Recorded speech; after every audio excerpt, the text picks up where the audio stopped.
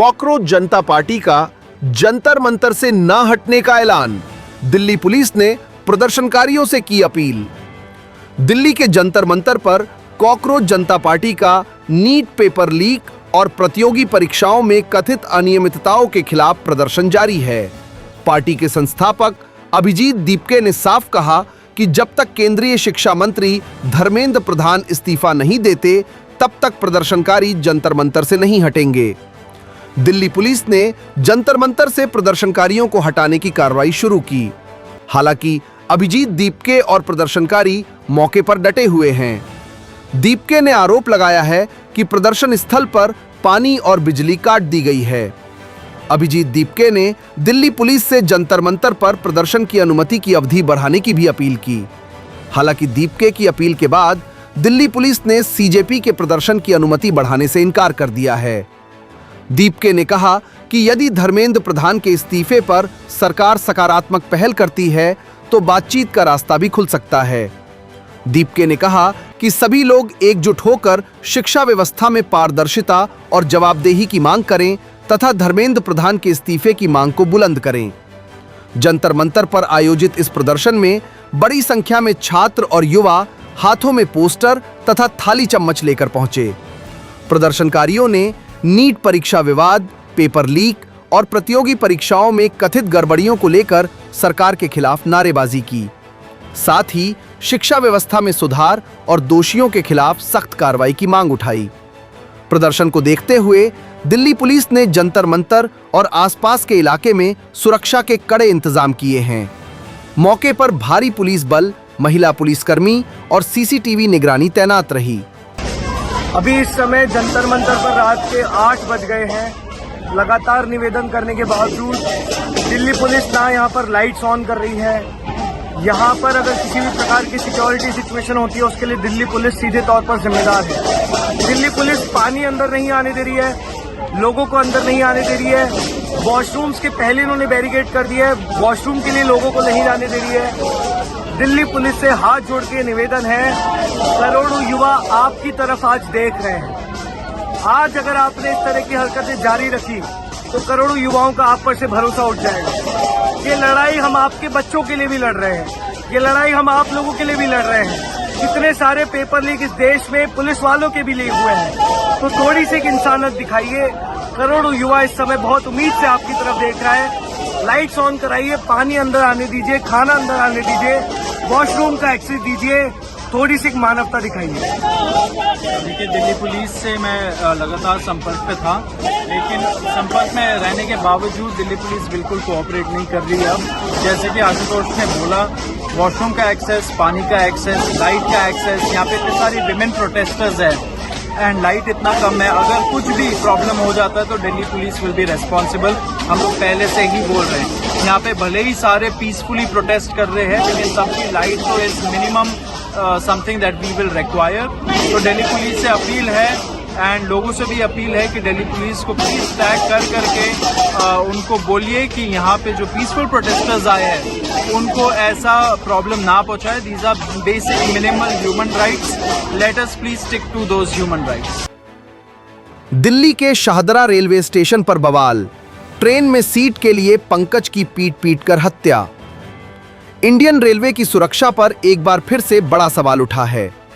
देश की राजधानी दिल्ली के एक रेलवे स्टेशन पर ट्रेन यात्री की पीट कर हत्या कर दी गई। रेलवे स्टेशन प्लेटफॉर्म पर सुरक्षा मुहैया कराने के लिए तैनात रहने वाले जीआरपी या आरपीएफ के जवान कुछ नहीं कर सके। मारपीट में घायल शख्स को अस्पताल ले जाया गया, जहां डॉक्टरों ने उसको मृत घोषित कर दिया। इस घटना से सनसनी फैल गई। यह घटना ट्रेन के जनरल बोगी के सामने हुई। बताया जा रहा है कि इस मामले में केस दर्ज कर लिया गया है। जानकारी के अनुसार दिल्ली के शाहदरा रेलवे स्टेशन पर हुई हिंसक मारपीट में एक यात्री की मौत हो गई।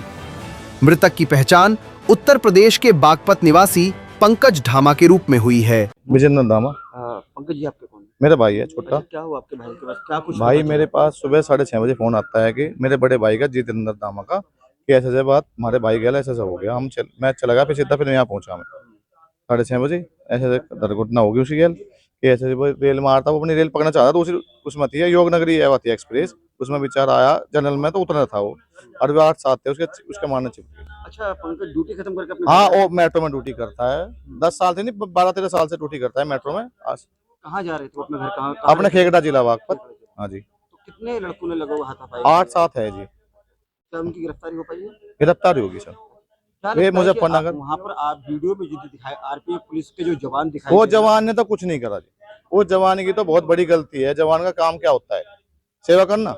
वो जवान सेवा कहाँ कर रहा, वो तो बेचारा वहाँ पड़ा हमारा भाई, जवान क्या कह रहा सेवा अच्छा अस्पताल किसने पहुँचाया था? है उसकी। तो इतनी हम भी एम्स में नौकरी करता मेडिकल में जी, कोई हमारे पास मरीज आ जाता है, उसकी सेवा करने हमारा है नहीं, बताओ, उसने कुछ नहीं करा। हमें उसकी नौकरी खत्म चाहिए बस, और हमारे भाई को इंसाफ चाहिए। अच्छा अस्पताल किसने पहुँचाया? है ये अस्पताल उसके 2 जो ड्यूटी करते हैं ना, भाग के आए हुए, हमारा भाई पंकज पटायु, वे एक चादर में लेके लपेट के ले गए उसे, मतलब वो व्हील चेयर कोई नहीं आया हमारे। हाथापाई करने के बाद पंकज वहाँ पड़ा था काफी बेचारा, देर तक पड़ा था बे, क्या तो लगता है और उस समय से अस्पताल पहुँचाया जाता तो बच जा सकते, जो पुलिस वाला चाहता तो उसकी जान बच सकी थी। आज हमारा भाई पंकज हमारे बीच में खड़ा होता। मेरा नाम धीरेन्द्र धामा है। पंकज आपके पंकज मेरा भाई भी है, और क्या नाम, मैं जहाँ पे वो जॉब करते हैं ऐसे मैं उनका सुपरवाइजर भी हूँ। क्या हुआ पंकज के साथ? क्या कुछ पता चला आपको? सर कल नाइट में पंकज अपनी ड्यूटी पे आए थे, ड्यूटी पूरी करने के बाद आज सुबह वो घर जा रहे थे। शाहदरा से उसको ट्रेन पकड़नी थी। शाहदरा जैसे वो ट्रेन पकड़ने के लिए पहुंचे हैं, वहाँ पे कुछ बंदों ने उस पर क्या नाम है उसके साथ बदतमीजी की है, उसके साथ हाथापाई की है। आरपीएफ वाले भी वहाँ पे थे, वो लोग भी देख रहे थे। उन लोगों के रहते हुए वहाँ पे क्या नाम है वो लोग वहाँ से जो जिन्होंने उनके साथ बदतमीजी की वो वहाँ से चले गए। ऐसा तो हो नहीं सकता, कहीं ना कहीं क्या नाम है आरपीएफ वालों को भी मिली भगत होगी। मारपीट वाले कितने लोग? वो 7-8 लोग थे, 7-8 लोग थे वो। अच्छा वहाँ पर अस्पताल किसने पहुँचाया आपको? अस्पताल जो क्या नाम है डेली साथ में सफर करने वाले बंदे हैं वो बंदे ले गए, ना आरपीएफ वाले ने ना किसी ने भी। वो बल्कि उनको जैसे कोई कबाड़े में लात मार देते साइड में, कई इस तरह से उन्हें पकड़ के साइड में और कर दिया गया। अच्छा क्या लगता है आरपीएफ पुलिस की लापरवाही से? बिल्कुल साफ साफ लापरवाही है इसमें। क्यों गिरफ्तारी हुई है? मामला आप लोगों से हमें जैसे पता लगा है कि मुजफ्फरनगर आरपीएफ वालों ने उन्होंने वो लड़के पकड़ लिए गए हैं, 7 लड़के पकड़ लिए गए हैं, और उन्हें क्या नाम वो आने लग रहे हैं। दिल्ली ने 2 दिन में 916 साइबर क्रिमिनल अरेस्ट, सामने आया 700 करोड़ का बड़ा स्कैम। दिल्ली पुलिस ने साइबर अपराध पर शिकंजा कसने के लिए बड़ा अभियान ऑपरेशन साई हॉक 5.0 चलाया है। 16 से 17 जून को 2 दिन तक चले इस ऑपरेशन में पुलिस ने बड़े स्तर पर कार्रवाई करते हुए देश भर में छापेमारी की। करीब 916 साइबर अपराधियों को गिरफ्तार किया गया है।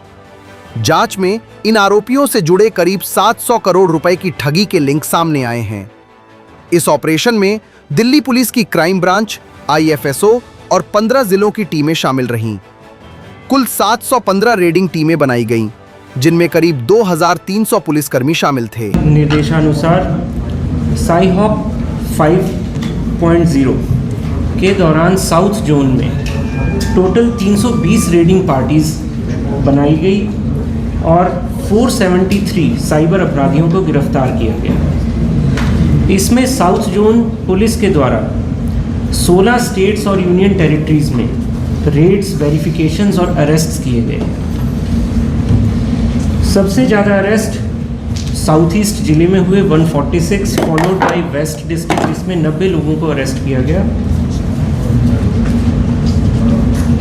इस दौरान एक व्हीकल, थार गाड़ी जो ये क्रिमिनल्स इस्तेमाल कर रहे थे, तथा 2 इलीगली ओवरस्टे करने वाले फॉरेन नेशनल्स को भी पकड़ा गया।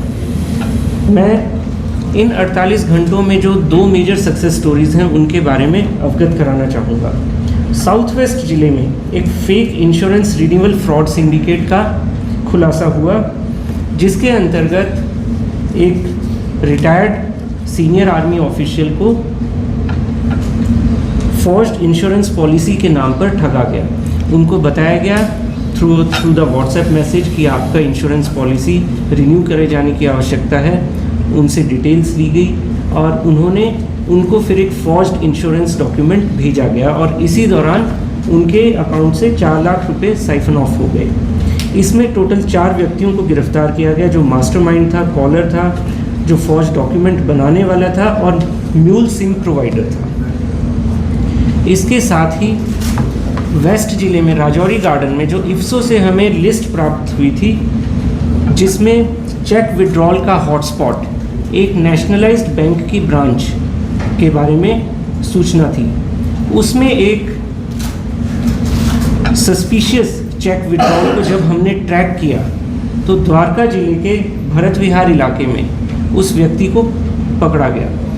उसी व्यक्ति के साथ में 3 व्यक्ति और थे, उनमें एक नेशनलाइज्ड बैंक के प्रोबेशनरी ऑफिसर जो कि सेल्स एग्जीक्यूटिव रैंक पर है, वो भी उसी प्रेमाइजेस में उनके साथ में स्टे कर रहा था। जब इस केस को इन्वेस्टिगेट डिटेल में किया गया तो पाया गया कि जो नेशनलाइज्ड बैंक का सेल्स एग्जीक्यूटिव है, वो ब्रांच जो है मयूर विहार में मौजूद है।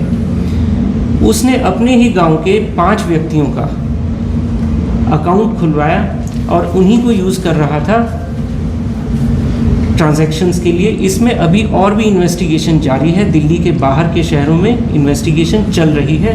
That official has been arrested. इसी प्रकार वेस्ट ज़िले में ही शालीमार बाग में एक प्राइवेट बैंक के सेल्स मैनेजर को भी गिरफ्तार किया गया, जिसने 7 म्यूल अकाउंट्स खुलवाने में ऐसे साइबर क्रिमिनल्स की मदद की। इन पूरे 7 अकाउंट्स में इनफैक्ट 77 करोड़ की बैंक ट्रांजैक्शंस हुई हैं और अभी इन्वेस्टिगेशन जारी है। धन्यवाद। सर 2 सवाल हैं।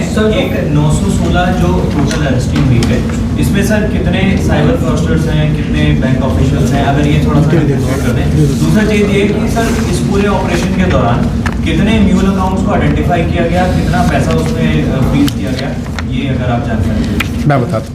अगर साउथ जोन की बात करें तो टोटल 1587 म्यूल अकाउंट्स के ऊपर हमने काम किया। इसमें 2 इलीगली स्टे करने वाले फॉरेन नेशनल्स को हमने पकड़ा और 2 बैंक ऑफिशियल्स को, और दोनों ही बैंक ऑफिशियल्स सीनियर रैंक पर थे। सर आपने जो पहला केस बताया पूरा आपने ये कहा कि जो चेक था, चेक जो विड्रॉ किया गया वो सस्पिशियस लगा। सस्पिशियस कहते हैं कि चेक तो क्लियर हो जाते हैं, चाहे सर को या किसी का, क्या सस्पिशियस आपको लगा? मैं बताता हूँ। जो भी कंप्लेंट एनसीआरपी पे रिपोर्ट होती है वो एक चीटर अकाउंट की है। उसके अंदर जब मनी ट्रेल हम देखते हैं तो उसके अंदर हमारे को मनी, वो जो साइफन ऑफ हुई है, उसके विड्रॉल के स्पॉट्स दिखते हैं। उस विड्रॉल हॉटस्पॉट्स में हमें एक बैंक का खाता मिला जहाँ से वो पैसा निकला चेक के ज़रिए। तो चूंकि वो चेक का जो विड्रॉल का हॉटस्पॉट्स वो एनसीआरपी पे रिपोर्टेड है, तो वो चीटेड अमाउंट को साइफन ऑफ करने के लिए मिला है, इसलिए वो व्यक्ति अरेस्ट हुआ। मैं उस प्रश्न का एक उत्तर देना चाहूँगा। टोटल 916 लोग अरेस्ट हुए। इन 916 में जो म्यूल खाते धारक से संबंधित थे वो 457 थे। मैंने अगर आप परसेंटेज देखें तो ज़्यादातर वो ऐसे ही लोग अरेस्ट हुए हैं जो म्यूल खाता यानी अपने खाते को इस्तेमाल करा रहे हैं चीटेड मनी को साइफन ऑफ करने के लिए। 457 एटीएम विड्रॉल जिन लोगों ने किया वो 69 की फिगर है, और बैंक ऑफिशियल्स की अगर मैं फिगर की बात करूं तो 4 बैंक ऑफिशियल्स इस साइबर ऑपरेशंस के दौरान अरेस्ट हुए हैं। ब्यूरो रिपोर्ट, टीम तफ्तीश न्यूज़,